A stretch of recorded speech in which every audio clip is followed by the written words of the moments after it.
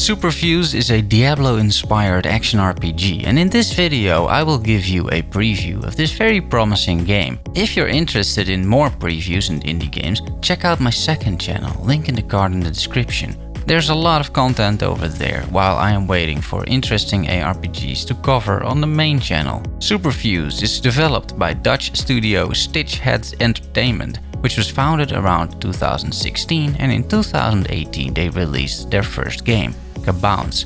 Kabounce is a multiplayer pinball game, believe it or not, and it did fairly well. Soon after, development started on Superfuse, taking a completely different approach, because this is an action RPG. A few days ago, the devs and their publisher, Raw Fury, streamed the first hour of gameplay and talked about the game. I'm giving you the summary and highlights of that, and I complement this with my own research on the game. Narratively, the game is set in the far future. Humans have space traveled across the solar system, but at a cost. Big corporations started space travel, like we see in our world today, and they've taken over completely a few hundred years from now. To escape a dying Earth, mankind relied on the technology of the corporate industry, making the elite extremely rich and forcing most humans to work for the elite under bad circumstances. It is very reminiscent to the Ascent. However, it doesn't stop here, because a corruption spreads through the universe, of course,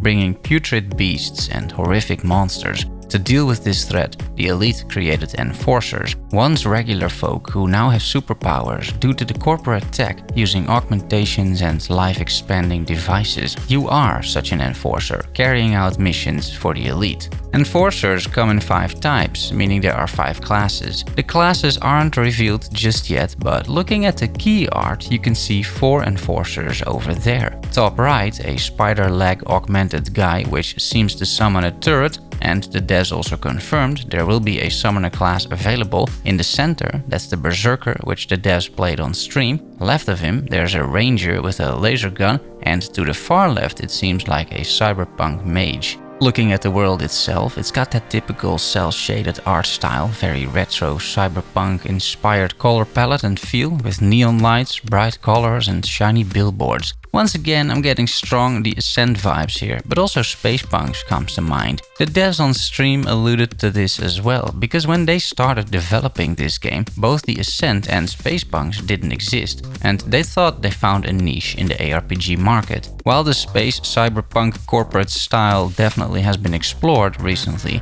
Superfuse still has something you don't see that often, which are comic book influences as well, for example when talking to an NPC. And I feel there are other distinguishing features too. For example, Superfuse has a fully voiced campaign, which is not something you see that often in ARPGs. Maybe a few lines are spoken here and there, but that's typically it. Only Wolcen and The Ascent, once again, to my knowledge, really invested in more cinematic feels during the campaign, which was one of the best features of those games. Another standout feature is the way you can customize your character, which reminds me a lot of Last Epoch. Similar to the game from 11th Hour Games, you have a talent tree which lets you unlock skills to use. In the Berserker's case, they can opt for Slam, Frenzy or Lightning as the starting skills. Once you have those skills unlocked, there is a very elaborate skill creator menu, which works exactly the same as the Last Epoch skills. Because like in that game, skills in Superfuse have their own skill tree, meaning you can customize the skills to your heart's content. And you do this by placing fuses you collect into the skill tree, a bit like how you socket support gems to your main skill in Path of Exile. It's combining one of the best features from Last Epoch and PoE, and in this game it seems fairly deep too. Where Last Epoch, for example, is rather particular about the way they designed the skill trees, not allowing just any damage conversion but only a specific one, and even having some sort of ground rule to how many skill points certain things should take, Superfuse doesn't seem to have this. Anything goes. You are a superhero created by the elite, and the devs say they're fine with you creating a totally overpowered character, because it sort of fits the lore anyway, and if everybody is overpowered, it is balanced. according to the devs. I think that's an interesting approach, something that you see in games like Chronicon, for example. Ultimately, there will be content you simply cannot do without an OP character, which is true in Path of Exile as well. And I personally feel that is a much more interesting way of balancing a game than trying to make individual skills feel balanced, which is an impossible task. I don't know of a single ARPG that ever succeeded in that, so why even bother? It should go without saying that this is a loot-driven ARPG, which makes it much more Diablo-inspired. It also sets it apart from the Ascent and Spacepunks in that sense, which are not loot-driven at all, end of the day. In terms of item rarity, expect the expected, so common items, magic items, rare items and unique items. Set items are in discussion, but set items are notoriously difficult to get right. Another nice and mandatory feature is procedurally generated levels with certain set pieces that you would recognize as well, basically taking the philosophy of Path of Exile once more. And when you look at all of this, Superfuse honors its name in more than one way, because it fuses together some of the best elements in ARPGs in an interesting setting, creating a hopefully great game. The combat is of course very important, because combat feel is a difficult thing to tackle. Some games completely nail it, like Diablo, and some games completely fail, like Last Epoch. Until you play Superfuse for yourself, it's going to be impossible to say how the game feels to play, but at least you can see a little bit of combat from the stream. I will say I like the visual clarity so far. Enemies are clearly indicated, your skills are nice and flashy, making it easy to see what's going on. I can imagine that around endgame this doesn't work anymore, but hey, I guess we'll see. Talking about endgame, the devs weren't ready to talk about endgame just yet.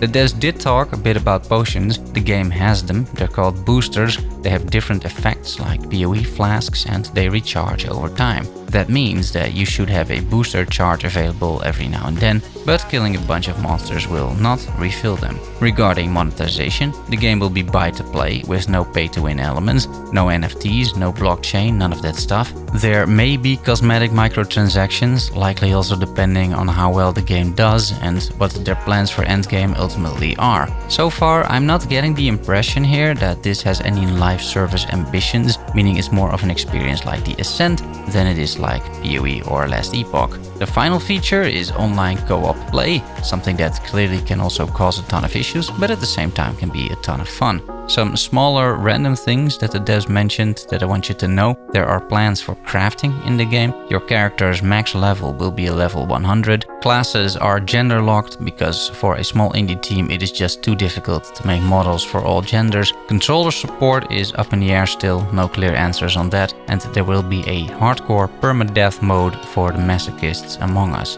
Then, when to expect this game? It is supposed to launch in early access by the end of this year. And while making this video, looking at the footage, listening to the devs talk about their vision for the game, I'm rather confident actually that this could be a lot of fun. We've seen mixed successes so far. The Ascent was amazing, Spacepunks was not, so hopefully this small indie studio has what it takes to pull it off. I wish them the best and I'm eagerly awaiting more information. If you enjoyed this video, consider subscribing, it helps a lot. Thanks so much for watching, love you all, see you soon, bye bye.